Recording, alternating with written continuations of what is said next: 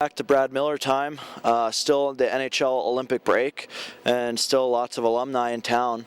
And we're fortunate again to have TJ Oshie in town, and he's here, and he's taking some guys under his wing, kind of similar how Matt Green did, and the animal. Andrew McWilliam was number 2, and so was Matt Green, and now, number 7, Danny Cristo, is kind of been taken under TJ Oshie's wing, who of course was number 7. It's a little bit funny how that works out, but we can catch up with them. But Mar, I think you got something to say first.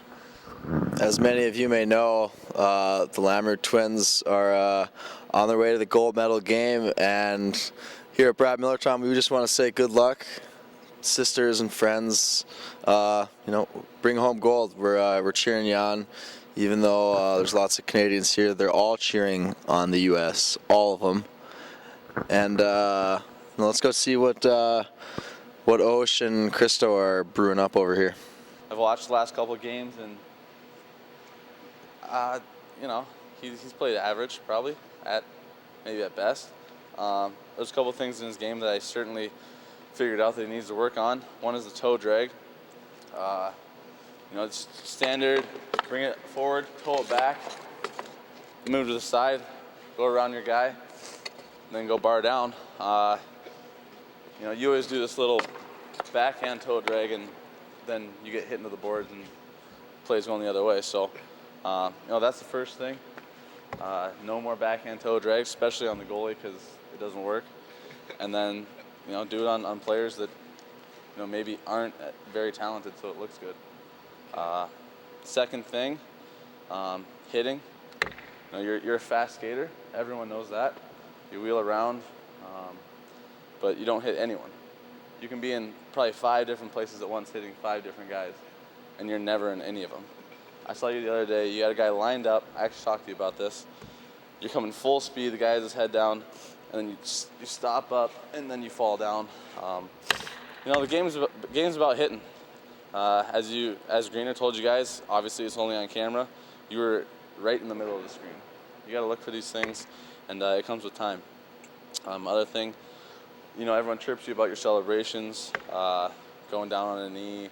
I don't know what you're doing, but first of all, when you score goals, that's the start. When you score, that's not. We don't do that here. Maybe in Minnesota, where we know you're from the cities. Probably could have went there. You had plenty of places to go, but throwing a good celly, like that's perfectly acceptable. No pop in the jersey, obviously. Just things like that.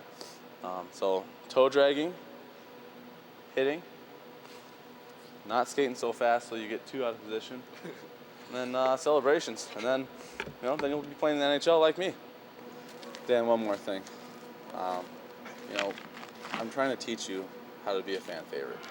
When it comes down to it, that's really all that matters, the fans. And people don't really like you here.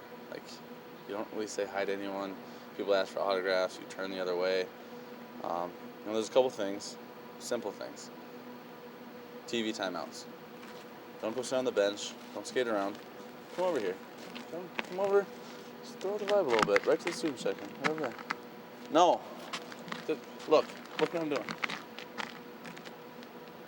You gotta put your butt out a little more. Like that. Stare right at it. Like that? Like that. Or, if that gets too long, take it off the floor.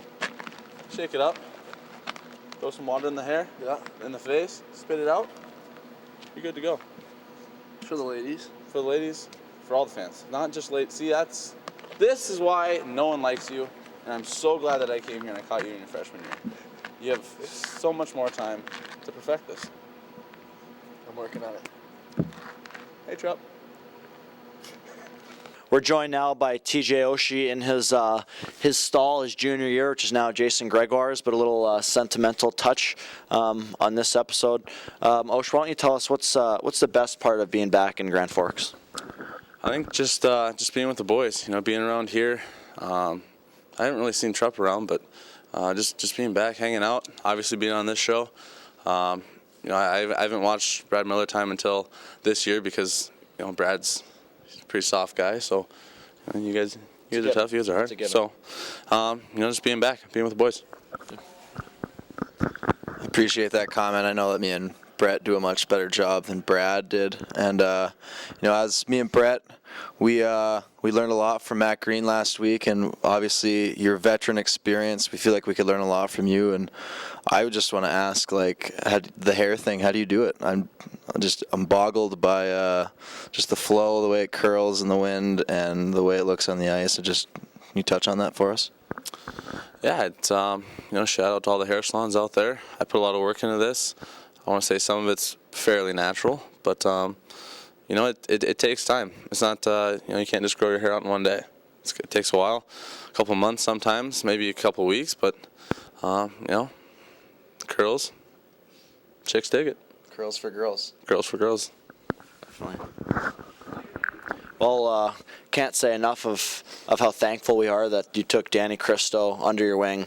You know, the animal McWilliam probably didn't need to be taken under someone's wing as bad as Danny Cristo does. That kid seems to be lost, and glad you could give him some direction. And we appreciate you coming on the show.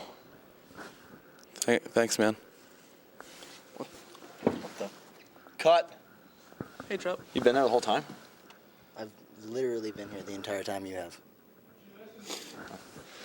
Thanks for joining us this week on Brad Miller Time. See you next week.